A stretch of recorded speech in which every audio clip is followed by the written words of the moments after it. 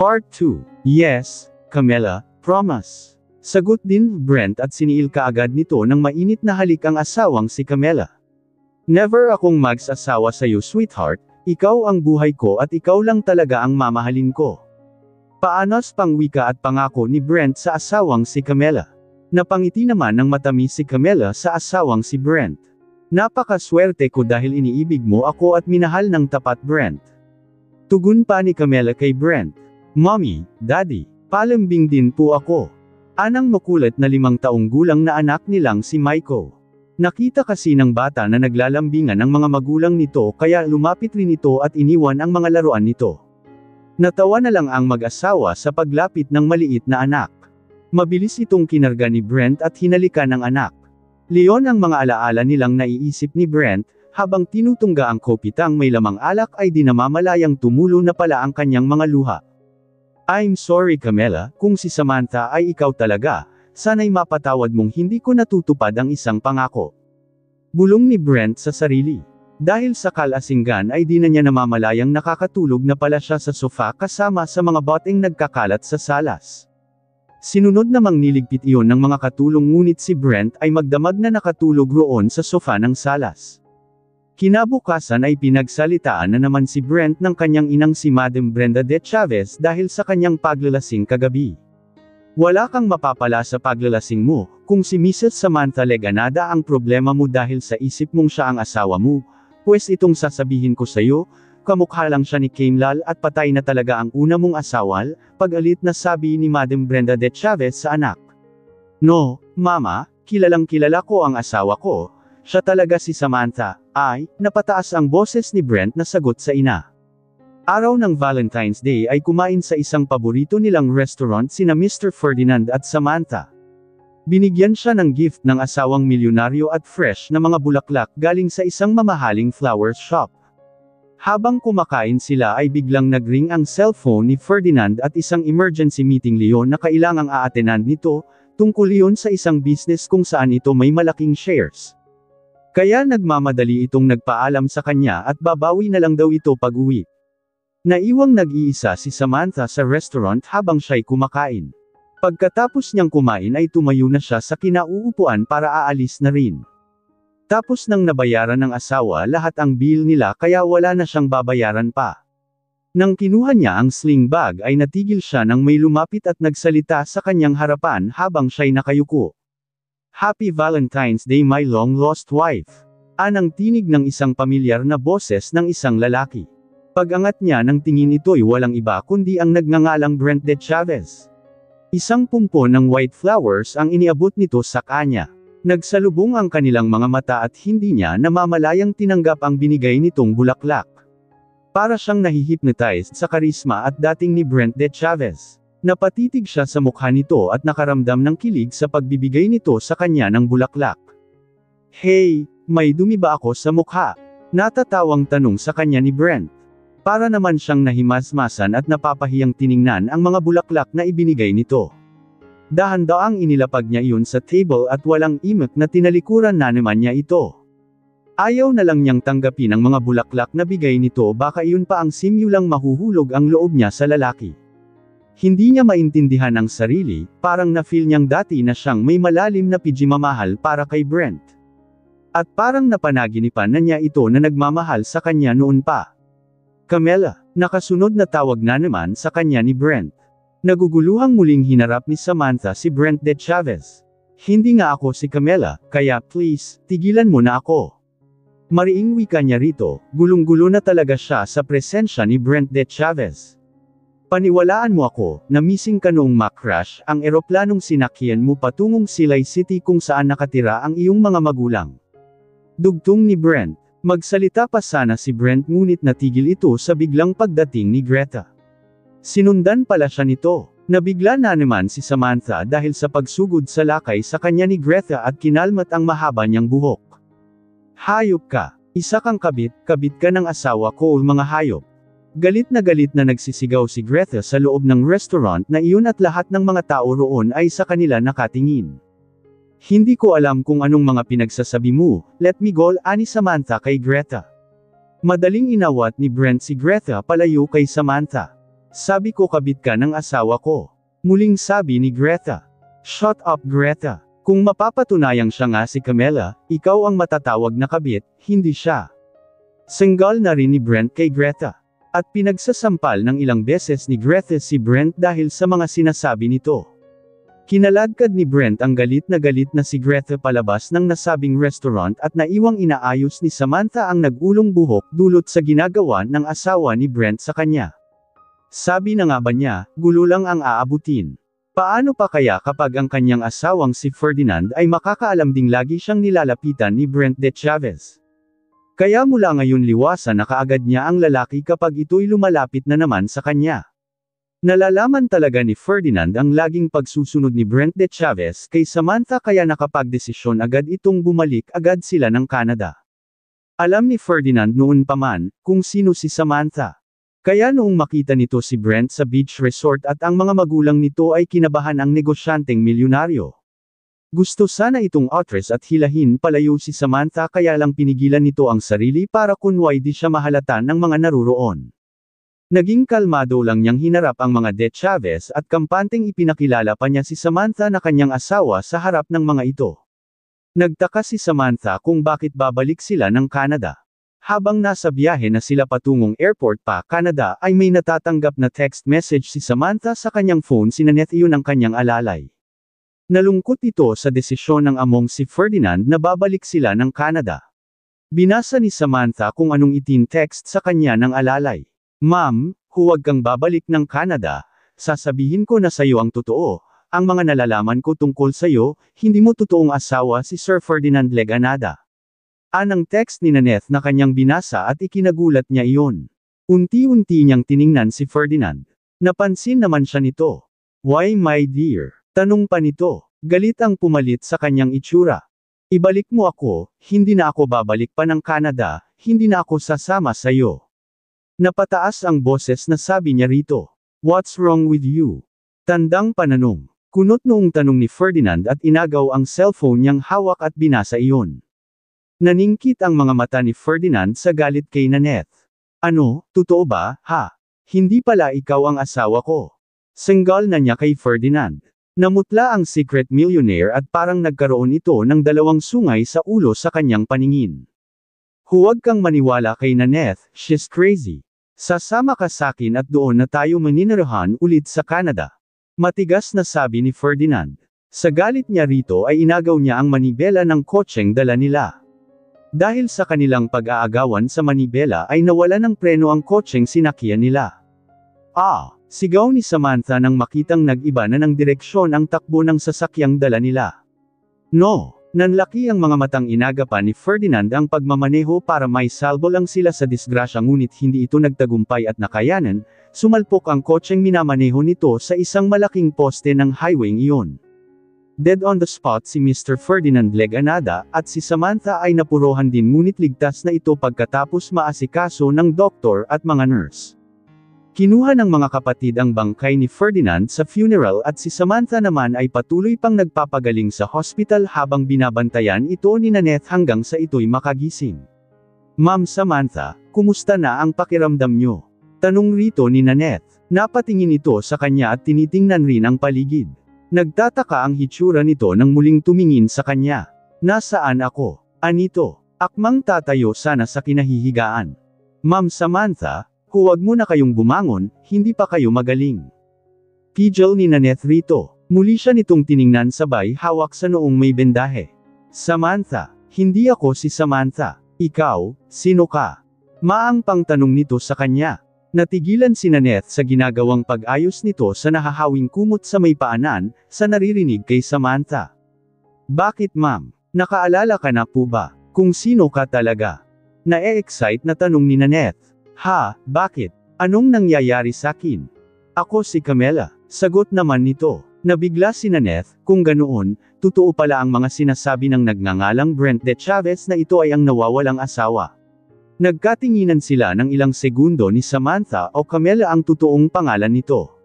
Isinalaysay ni Nanette ang nangyayari dito kung bakit napunta ito kay Mr. Ferdinand Leganada.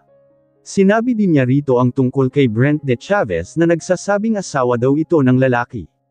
Hanggat ibabalik ka na sana ni Sir Ferdinand sa Canada. Panipi. Kaya naaawa po ma'am, dahil alam kong hindi siya ang totoong asawa mo. Tuldok. Mahabang salaysay ni Nanette. Alam niya ang lahat tungkol kay Samantha dahil ang nakakita at nakasadyap rito ay ang kanyang kaklase noon na si Jenny kasama ang asawa nitong nag-honeymoon noon sa nasabing yacht sa gitna ng karagatan.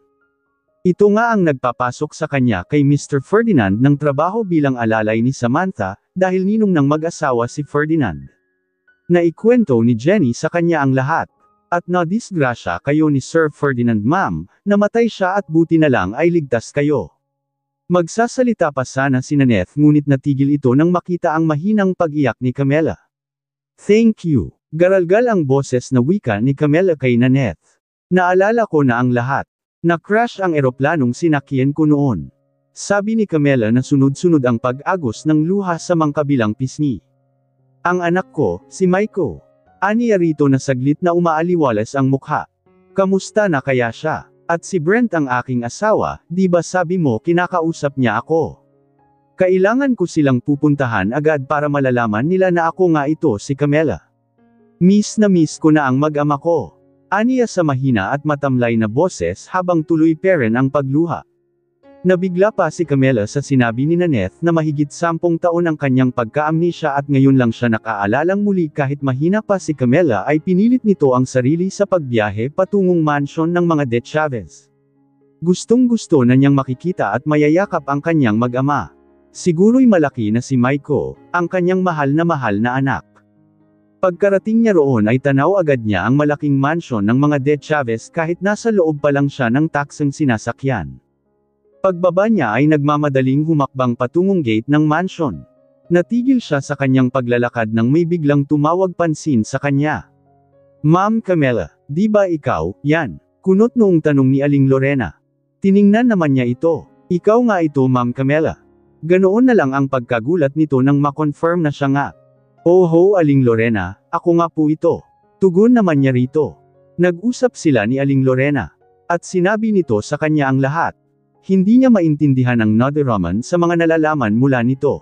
At parang di niya iyon matanggap at nagsimula na namang uminit ang kanyang mga mata at tuluyang lumuluha. May bago na rong pamilya si Brent. May pangalawang asawa na raw ito. Si Maiko, ang anak ko. Gusto kong makita ang anak ko. Ani Camella na tuloy-tuloy ang pagluha. Naku Ma'am Camella, masyado na ako nitong sismosa. Sagot ni Aling Lorena. Sabihin mo, bakit ha, Aling Lorena? Tanong niya, mag5 buwan nang wala si Maiko sa mansyon, balita namin, lumayas daw ang anak niyo ma'am. Ang pangit kasi ng ugali ng pangalawang asawa ni Sir Brent. Madaldal na sagot ni Aling Lorena na halos ibinulong na lang iyon sa kanya. Parang binagsakan ng langit at lupa si Camella sa mga impormasyong nalalaman. Kapwa naman sila natahimik nang makita ang paparating na kotse sa mansyon, mabilis namang nakatago si Camella at Aling Lorena. Nakikita nila ang pagbaba mula sa kotse ng isang sexy at magandang babae. Lion si Ma'am Aigred, ang ipinalit sayo ni Sir Brent. Sabi ni Aling Lorena, sobrang nasasaktan si Camella sa mga sandaling iyon. At nagmamadali siyang nagpaalam kay Aling Lorena paalis sa lugar na iyon. Ang pagmamahal at pananabik ni Camella para sa asawang si Brent ay napapalitan iyon ng galit at puot sa puso. Natatarantang inakay si Camella ni Nanette dahil nag-collapse siya pagkarating sa inuupahang bahay dulot siguro iyon ng sari-saring nararamdaman niya sa mga nalalaman mula kay Aling Lorena. Pinapahinga muna siya ni Nanette. Naaawa talaga ito sa kanya.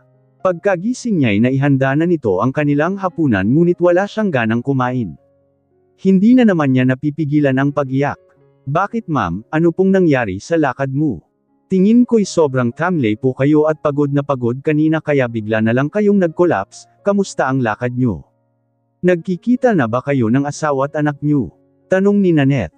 Hindi Nanette, wala na pala akong babalikan, may asawa at anak na ang asawa kong si Brent, at ang pinakamasakit ay wala na doon ang anak ko. Hinayaan ito ng kanyang ama na lumayas. Malungkot na sagot niya at sa harapan ni Nanette ay ipinalabas niya lahat ng sama ng loob sa kanyang dibdib sa pamamagitan ng pag-iyak ng todo. Hino-comfort naman siya ni Nanette. Awang-awa ito sa kanya.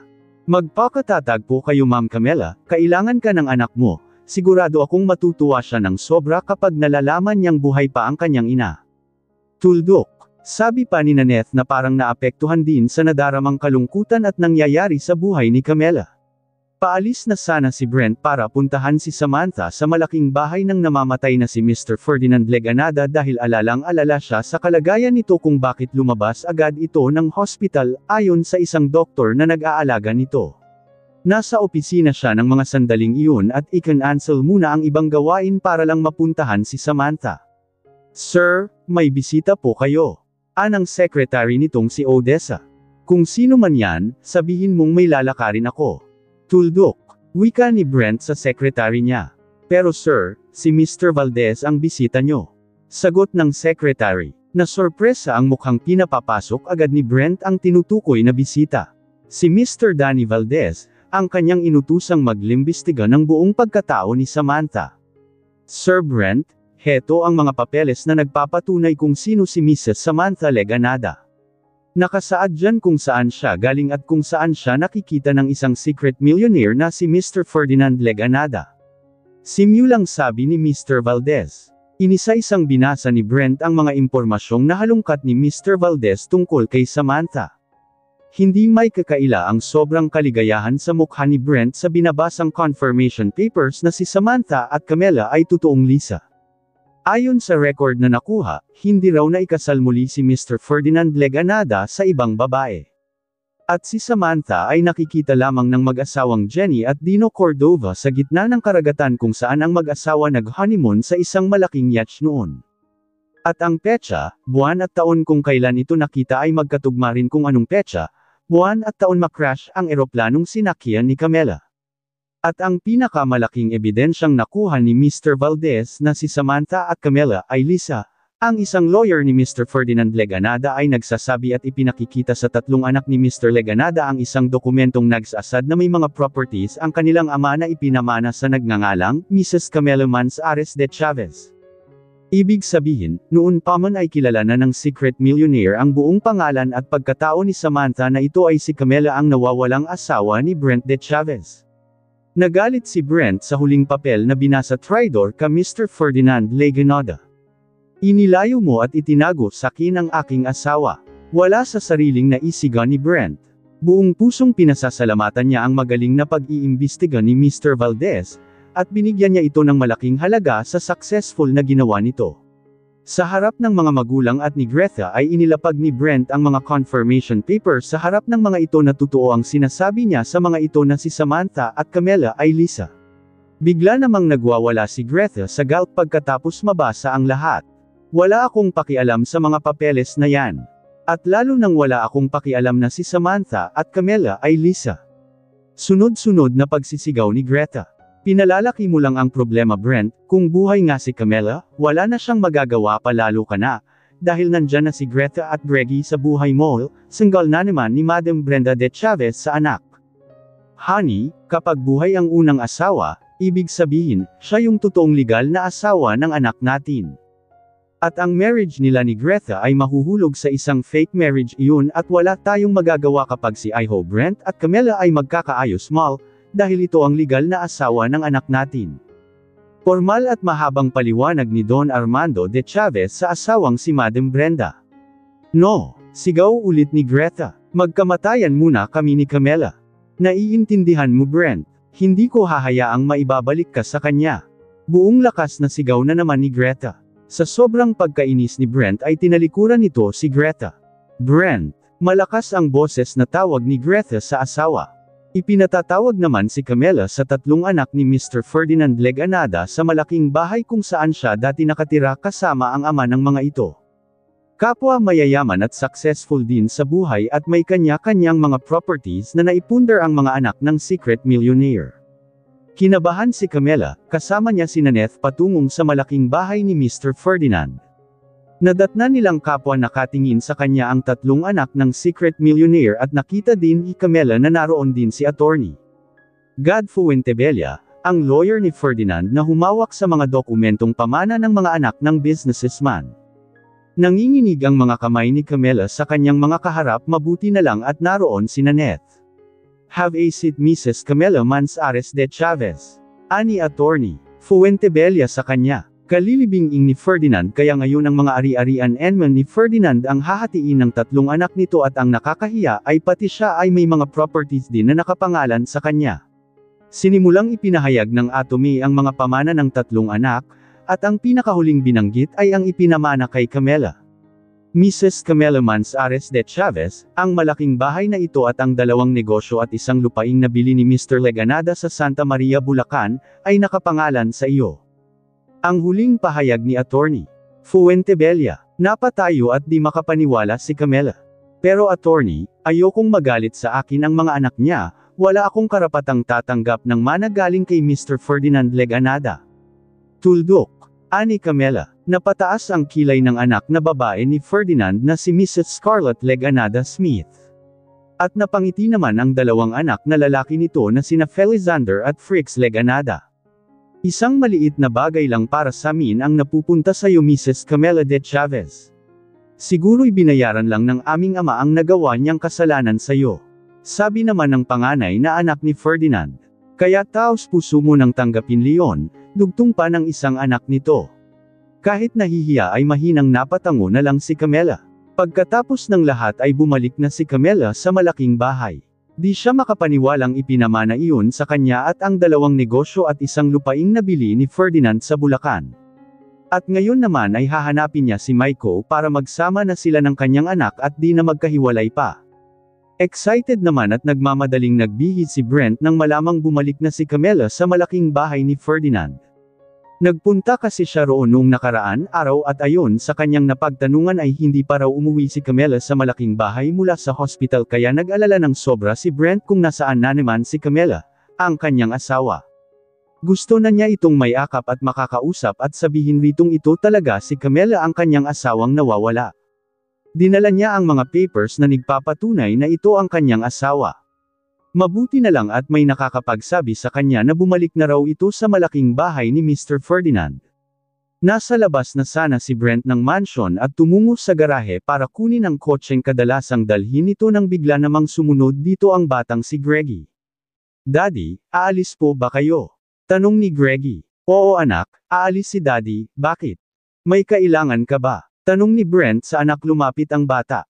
Daddy, birthday ko po ngayon huwag kang aalis, sabi ni Mommy papasyal at kakain po tayo sa labas ayaw ni Mommy na magpa-party kaya I treat na lang daw po ninyo ako. Sabi pa ni Greggy. Natigil si Brent oo nga pala, nakalimutan niyang birthday ni Greggy 5 years old na ito ngayon. Kinarga ni Brent ang anak at hinalikan. Happy birthday anak, mahal na mahal ko kayo ni Kuya Maiko mo, kaya lang rebelde si Kuya mo kay Daddy. Malungkot na wika ni Brent at naalala ang anak na si Maiko. Ang di alam ni Brent ay pinuntahan na rin pala siya ni Camela sa kanila at sa oras na iyon ay nakapasok na si Camela sa gate ng mansion ng mga De Chavez. Hindi sana ito papasukin ng guard ng gate pero nagpumilit si Camela. Kitang-kita ni Camela ang pagkarga ni Brent kay Greggy. Nang makita ni Camela na karga-karga ni Brent ang anak sa asawa nito ngayon ay parang may matutulis na bagay ang sumaksak sa kanyang puso. Sir, may bisita po kayo, nagpumilit pumasok. Anang guard na nakasunod sa likuran ni Camela. Di makapaniwala at namamanghang nakatingin si Brent sa sinasabing bisita ng guard na walang iba kundi ang kanyang asawang si Camela. Ngayong nakikitang muli ni Camela ang asawang si Brent ay sobrang namimiss niya pala ito. Gusto niya itong yakapin ng mahihigpit pero pinigilan niya ang sarili dahil hindi na layan maaari. May pamilya na itong iba. Dapat magagalit siya rito dahil hindi nito pinahahalagahan ang anak nilang si Maiko na mas priority pa nito ang anak nito sa asawa nito ngayon. Nandito siya para hindi ibabalik ang pagsasama nila ni Brent kundi nandito siya upang alamin kung nasaan ang kanyang anak na si Maiko. Nang makarating siya sa harap ni Brent ay hindi agad silang dalawa kakapagsalita.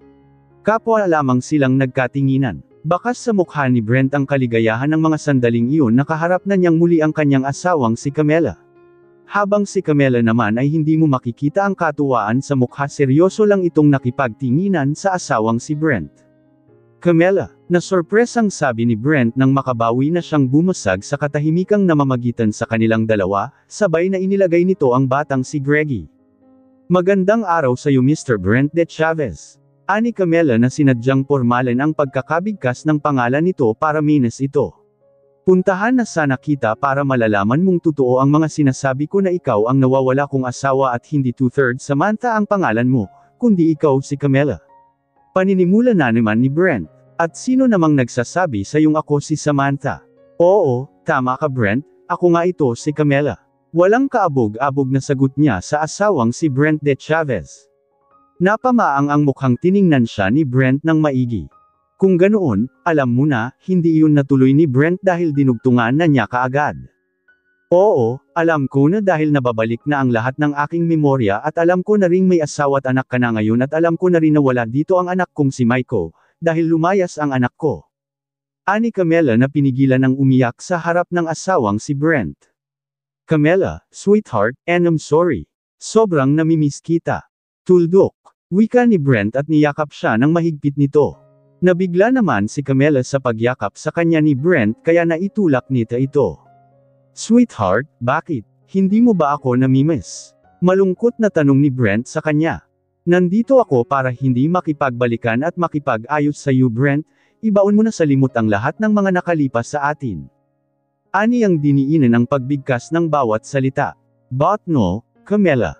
Protesta ni Brent na tumaas ang boses. Are you out of your mind? May pangalawang pamilya kanal nandito ako para alamin kung nasaan si Maiko. Sabihin mo kung saan ang anak ko.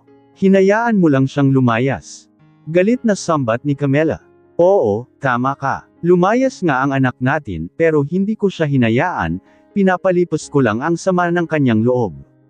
God knows how I love my son Maiko, nalalaman kong nandun siya sa silay sa mga magulang mo kaya paglipas ng isang linggo niya roon ay sinundo ko ang anak natin.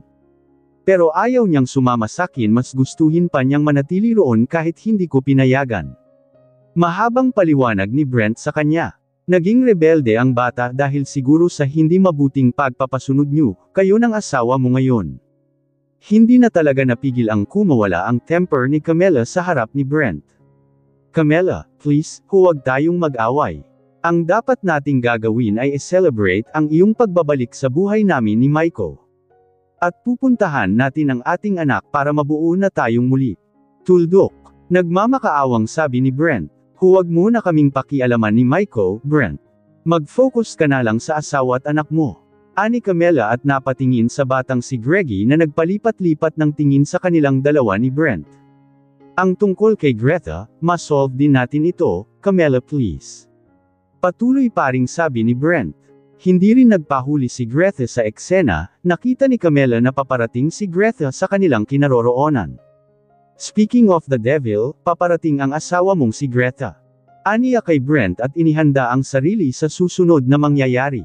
Well, umuwi na pala ang una at nawawalang asawa mo my dear husband Brent. Si Greta na halata ang galit at ang sobrang pagseselos na tiningnan siya mula ulo hanggang paa.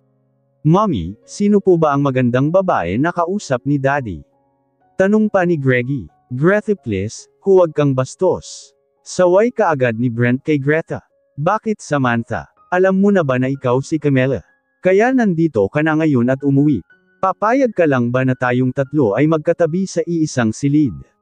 At papagitnaan natin si Brent tuwing matutulog. Sunod-sunod na tanong sa kanya ni Greta.